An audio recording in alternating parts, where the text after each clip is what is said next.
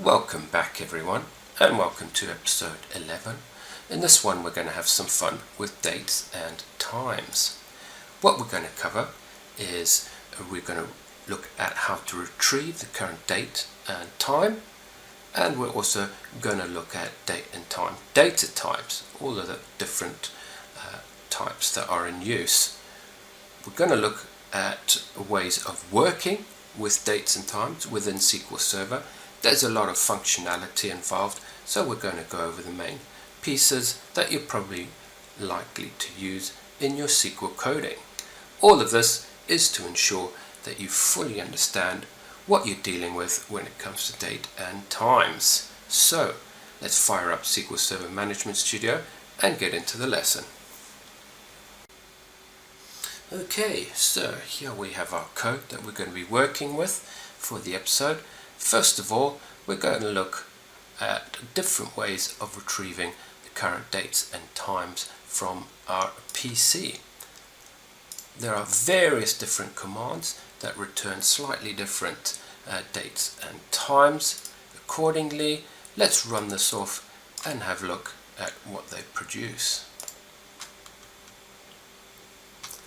So, I'll show you the time here, 7:13 p.m. So all of these functions literally take the time and date from your PC's time and date, from your operating system, and it displays them in slightly different ways. So sysdate time, as you can see, it presents the date first of all, then the time, and then the many decimal places there for the milliseconds themselves. Current timestamp, slightly different, although it's very similar. It only shows up to 3 decimal places, as you can see there. Get date, again very similar, although obviously get date is slightly easier to type up than current timestamp. Then we have the sysdate time offset. As you can see here in Adelaide, Australia, we're 10.5 hours ahead of the standard GMT. So that is the time here, local time, and that's the offset. We're 10.5 hours ahead. System UTC date time, as you can see, it's exactly the same as the get date or timestamp minus the 10.5 hours to bring it in to UTC time. Same again with get UTC date, except it's to fewer decimal places. So that's just a quick look at different ways to extract the system date time, and of course you can convert all of these to either dates or times using your cast functionality. Let's move on then to the various data types that we can use and that we can cast our various dates into. We'll run that off quickly and have a look at the result set. So here's our get date, basically extracting the date time to 3 decimal places, to 3 milliseconds. If we cast it as a date, it simply extracts the date, pretty straightforward. Cast it as a time, it will then extract it as a time, but to even more decimal places than what you see in date time. Small date time is probably one of the more user-friendly ways of showing the date and the time together. As you can see, you've got the date, the time, but you haven't got any decimal places after that. So it's quite nice to use that one. Date time 2 is the same as date time, but we have a lot more decimal places. So from time we get all those decimal places, all those milliseconds in there. And of course you've got date time offset. There's the offset in that one. Dates from strings. Dates are stored as strings. Now obviously when you build your table and you define the data type as a date or a time, etc., it will recognize that column as a date or a time. But the actual value itself is stored as a string. And of course with strings we need to put the single quotes on either side to designate it as a string. Otherwise it will be an integer or a decimal. So what we're going to do is going to have a look at all the different ways of casting strings as dates. Let's have a look at that. We'll run that one off. There you go. Every single one is exactly the same. So SQL Server has got a vast amount of ability to convert a variety of different strings into dates when it can do. So here we've just got the year as 20, here it's 2020, here we've got dashes between the date, the year, the month and the days. Here we've typed June in short, June in long, etc.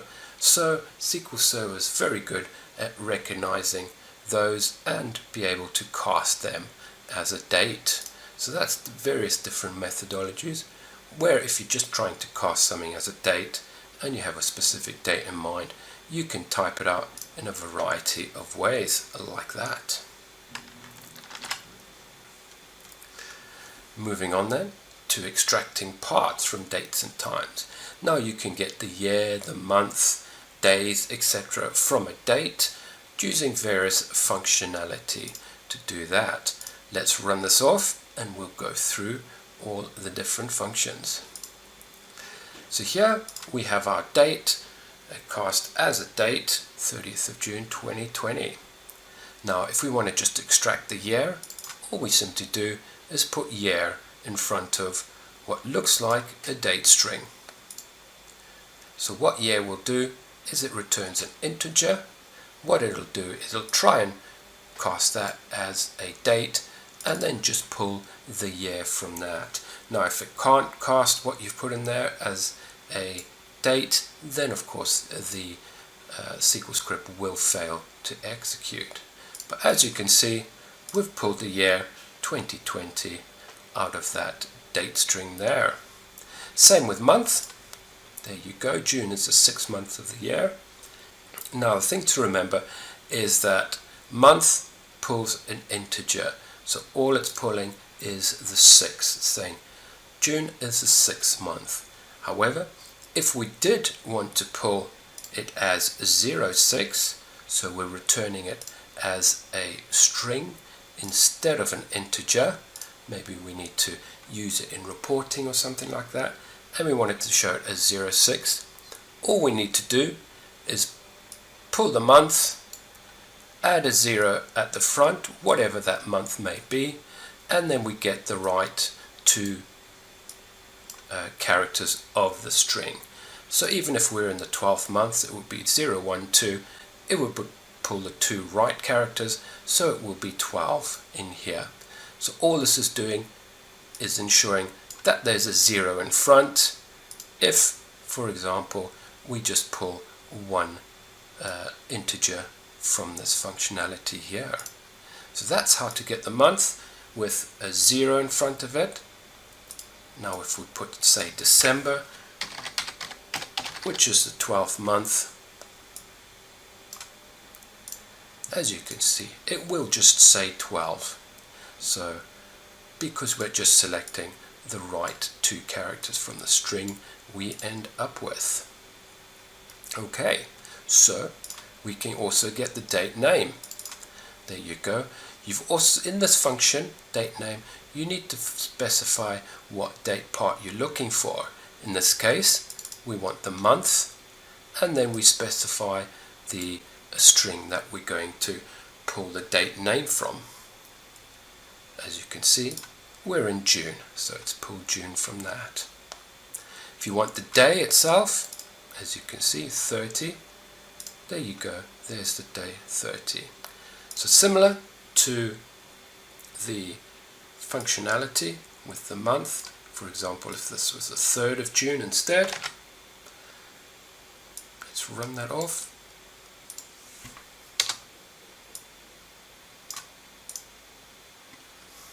If you needed to show it with a 0 in front, you would need to concat one to the beginning and then pull the right two characters from that.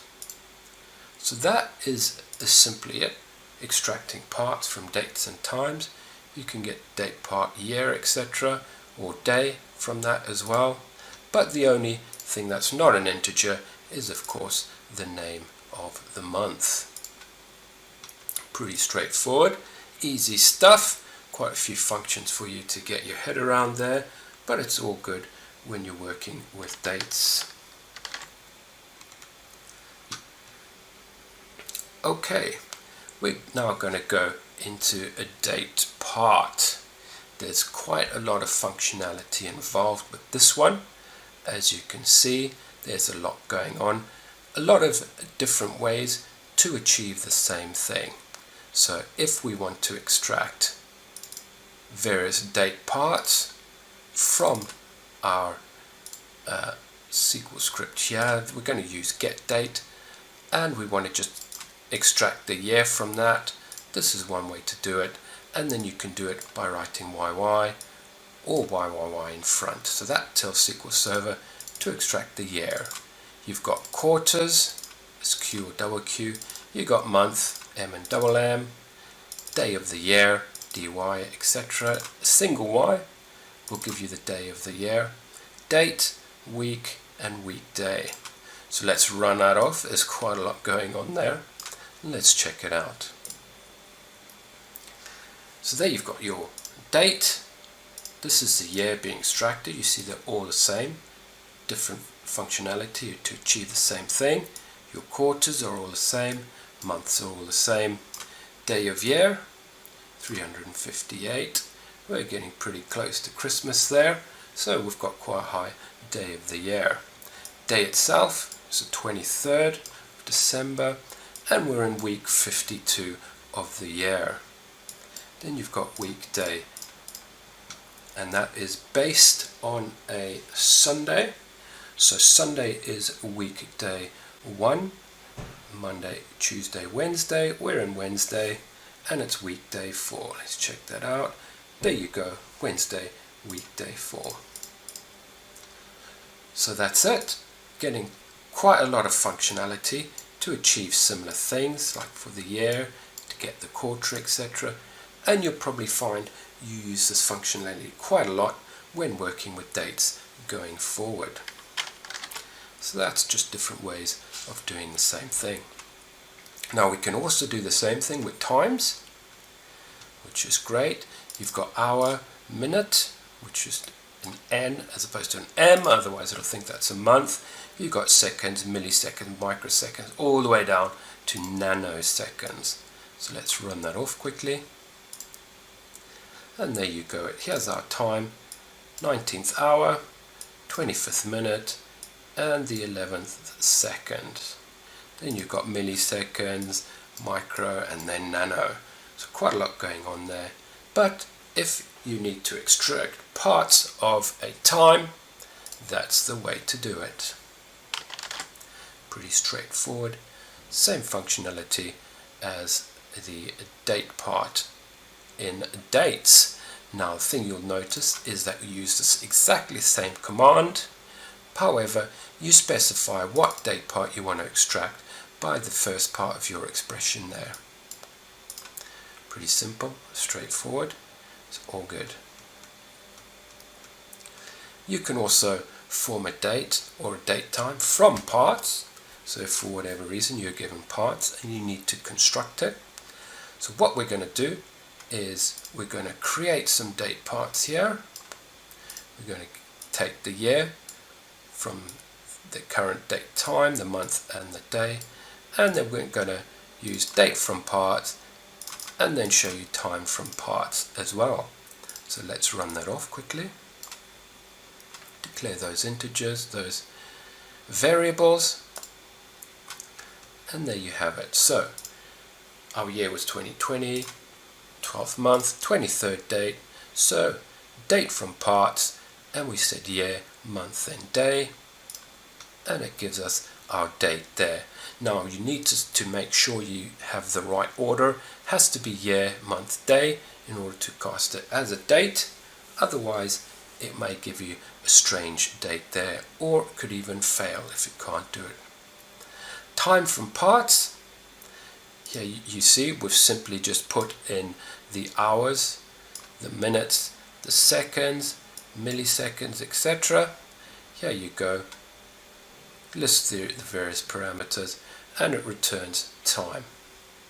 And there you have it. Pretty straightforward, pretty simple. That's how to construct a date or a time from various parts that you may have. Moving on, one of the most common things that you'll find you'll be doing with dates is adding to or extracting from specific dates. So for example, you may want to see the sales for the past 30 days, so you need to set the date that you want to extract from, and that'll be 30 days from get date. How do we do that? Well, we use the date add function. Let's have a look at that. So here's our current date. If we wanted to add 1 year, we type in date add. Year is what we're going to add. We're going to add 1 year. So that's your second expression in there. And we're going to then cast that as a date, and we're going to add one date to that. So 2020 12/31 becomes 2021 12/31. Same again, if we want to actually subtract a year, we still use the command date add. So even though we're subtracting, we use date add, and instead of putting 1, we put a -1, and you can see it's going back to 2019. Now the thing to remember with this is all it's doing with this functionality is it's adding or subtracting a year. It's not going to worry about month or dates, etc. It's only dealing with the year alone. We can do the same thing with month, adding 1 or subtracting 1 month. So adding a month takes us into 2021, onto the 31st of Jan. As you can see here, subtracting a month, because November only has 30 days, the system's clever enough to know that that day is not 2020 11/31, it is the 30th of November. So it's pretty clued up on that sort of thing. And of course, you can add a day or subtract a day. 1 day added to the end of December brings you to the 1st of January 2021 there. And of course, subtracting 1 day. Now, what you need to remember when working with dates, when you start adding or subtracting from a date, you need to make sure that you are actually using dates themselves. Because if you try to use integers, say this on its own as an integer, and you start subtracting, etc., you may end up getting the wrong dates after that. So make sure that you are working with dates when you try to add or subtract days, months or years. SQL Server has good functionality when handling sort of date adds, differences in dates, etc. So you might as well use that. Use the date add function and you will achieve the results you are after. We've also got a date diff. So if you want to find out the difference between two dates, this is how you do it. Basically, date diff, then you might need to specify what you want to see the difference in. So you've got years, you've got months, and you've got dates, and so on. So here's a list of dates that we're going to use to look at the differences between, and let's see what values we get out of those.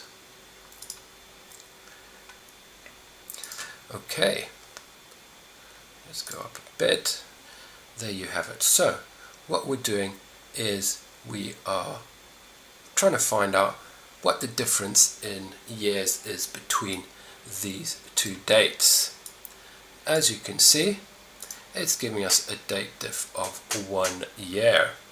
Now you'll see in reality it's not quite a year. It's only about 6 months, 6 to 7 months, the difference between those. Now the key thing to remember is because we specified year, it will show us the difference in a year between those 2 years. So we're getting a 1 year difference. Again, if we have, say for example, a year and a half difference there, from the halfway through 2019 to the end roughly of 2020, it's still only giving us a date diff of a year in there. And of course, if we're within the same year, i.e. less than 12 months between these two dates, for a whole 12 months, it will give us a date diff of 0. So that's one thing to bear in mind when you're doing a date diff in years. It's not all that accurate. You may start to get weird results because it doesn't deal in parts of a year. It won't say, right, that's only 1.5 years, that's only 1.1 year, etc. As you can see with date diff, it returns an integer, so that's a whole number. You can't return fractions of either years, months or days. Months, we start to get a little bit more accurate. Obviously here, between the start of December 2019 and the end of June 2020, it says there's a month difference of 6 months. There's a bit more than 6 months, 6 months and a few days, but again, we're only returning an integer, so that'll be 6. Now for the same one here, we're returning a year and 6 months, 1.5 years, which is a total of 18 months. And within the same year, just like we had up here, there's only a difference of 6 whole months between those two dates. When we look at the days themselves, this is probably where we're starting to get the more accurate values. So as you can see the differences there, we're starting to actually get some very, very close values involved. So that's the difference between date diffs in years, months and days. Sometimes if someone says we need you to calculate the date difference in years and between 1 year and the previous year, you may want to use date diff in day and look for something that's 365 days as opposed to date diff between something that's 1 year. So using days is a lot more accurate, as you can see here. So now you've got these ints, these integers, these integer values. You can then say, here's your date differences, and you can use them in some sort of comparison. So that's your date diffs and all the functionality. Again, very straightforward functions. Make sure that you check your results, as always. Make sure that you're getting the right results returned for your queries. And make sure you use the correct date part in there. So, now that we've got all these date diffs, how can we actually use them? One example is if we say that a new employee has his employment date within 1 year, then we regard it as a new employee. But if HR says, we've got existing employees will be classed as employment date within 2 years, but not in 1 year. So anything between 1 and 2 years, he's an existing. And they'll classify an old employee as employment date over 2 years. So pretty straightforward. Anything under a year, they're regarded as new. Anything between 1 and 2 years, you regard them as an existing employee. Anything over 2 years, we can call them an old employee. So how do we do that? Let's have a look at that. What we're going to do is we're going to look at days, months and years and the issues and problems that we get involved with that. we're going to look at person ID 3255. Let's have a quick look at the table and see the data involved here. So what we're going to pull is the person's ID, the valid from. Here you go. So that's when the record was created, when he was logged onto the system as an employee. So that's when we're going to say that's the date that he was employed on. Then we're going to look at the differences. We're going to apply these customer statuses here, these employee statuses. Don't know why I've got customer there.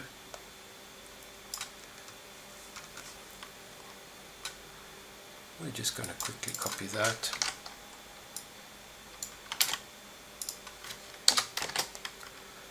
Employee status, not customer status. Copy and paste it over there. And we're going to group them. We're going to call them if he's new or if he's existing. Or if he's old, we're going to check it out and we're going to see anything with a person ID greater than or equal to 3225, and we'll see what results we get and analyze those.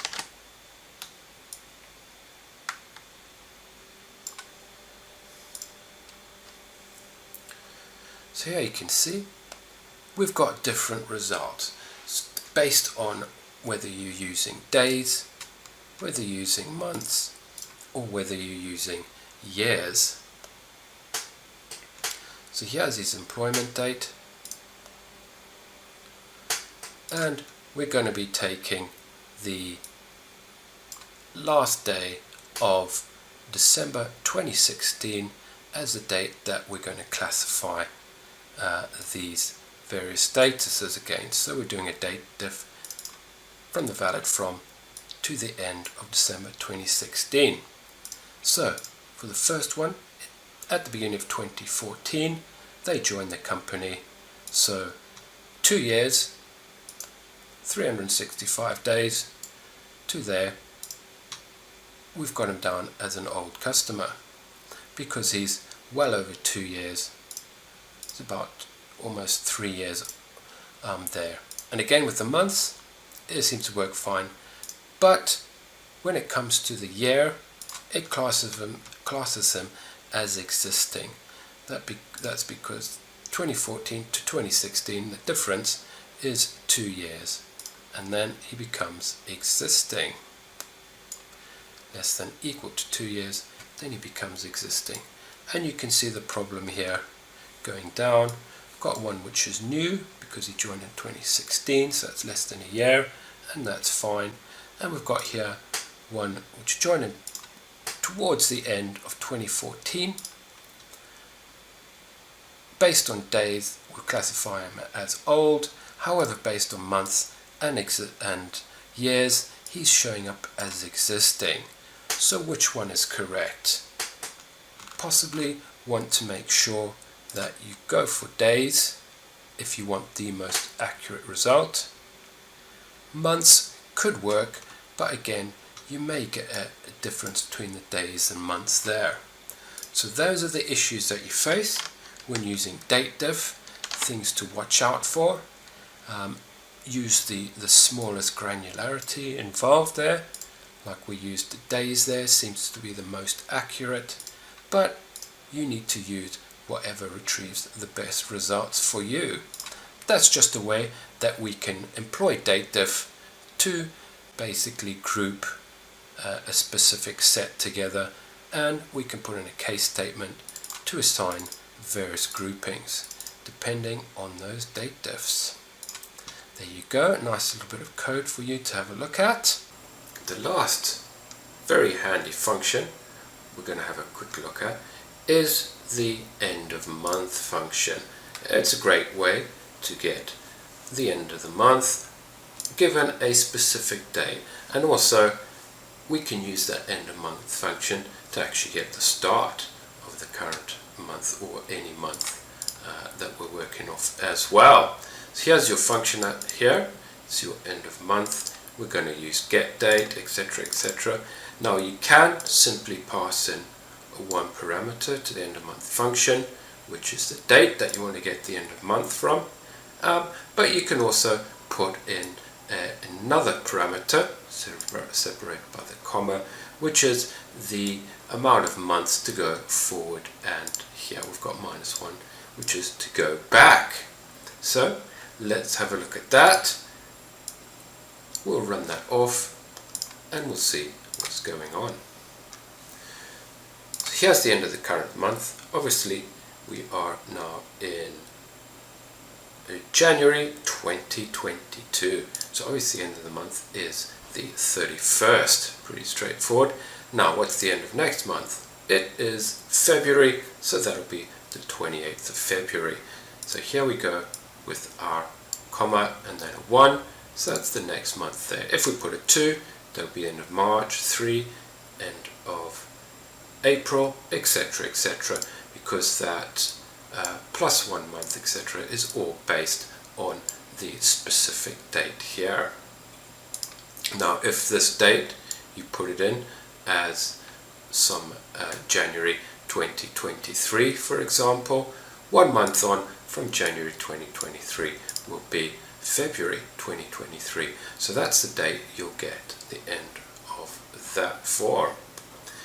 -1, we're looking at the previous month, which was, of course, December 2021, and the end of that month is the 31st. So these parameters here, these extra parameters that you put in, is the plus or minus based on the specific date here. So whatever date you're pumping in there, it'll give you the next or the previous month. You can change that to 2, 3, 4, 5, 6, etc, etc, however many months you want to look forward or back.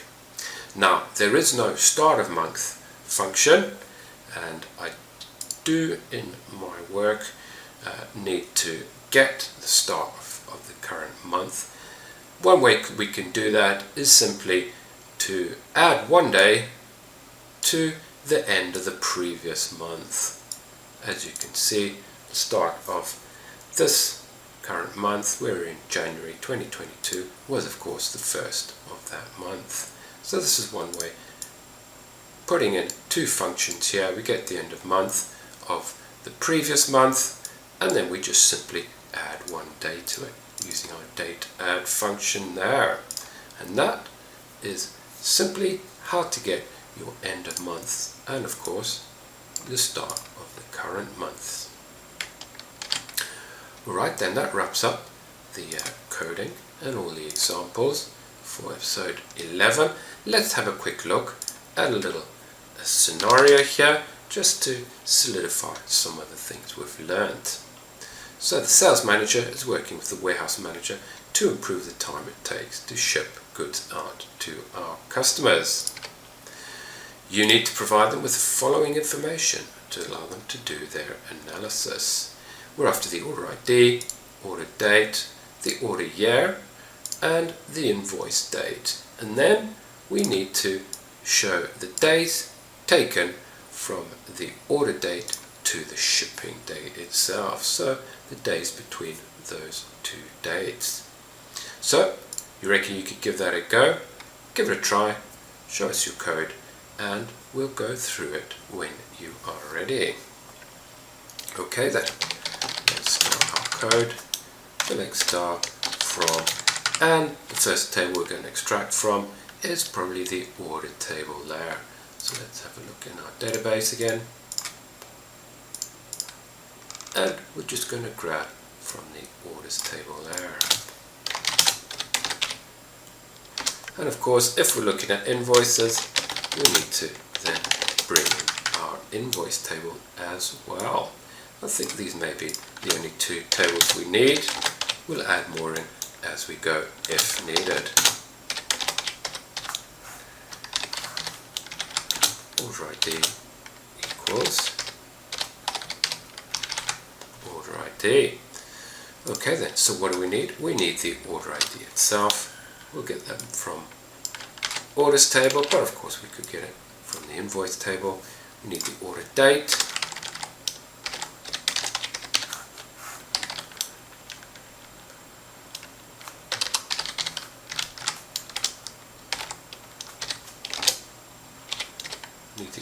year. So we'll grab that as well. And we'll just plug in our handy year function there. There we have it. Next is our invoice date. Invoice date. And last but not least, the days taken from order date to the shipping date. So we know that'll be the date's difference in days between the order date and the invoice date. And of course we use our trusty date function, day, and the first one here, and the invoice date there. Obviously it's important to get these the right way around. We're saying the days between this, which is the earlier date, and this one here, which is the latest date. If we had it the other way around, we'd end up with a whole load of negatives. So because the invoice date happens after the order date, we put them in that specific order. And we're just going to call it days diff for now. Alrighty, let's see what we get with that. We'll run that one off. And here we go. Here's our data. So obviously with our order ID, our order date, invoice date, you can see these two are the same. So there's no days difference between those. As we scroll down the list, we get other dates where there is, as you can see, 64 days between these 2 days there. So we know that with order ID, it took 64 days to ship that order out. You can then have a look at all the data. The majority were of course shipped on the same day, but here you can see it was shipped on a different year entirely. 809 days, that's pretty slow. 70,510 rows is how many orders there are in our order ID table. Of course with inner join on the invoicing, so if something wasn't invoiced, then it won't be showing on our results. So that's it for episode 11. Well done everyone for making it this far. That pretty much wraps up all the SQL coding for you. Stay with us however, as we've got some really good bonus episodes for you, all of which is to help you in getting into your SQL career. Until the next bonus video, everyone, I hope you all have a fantastic day.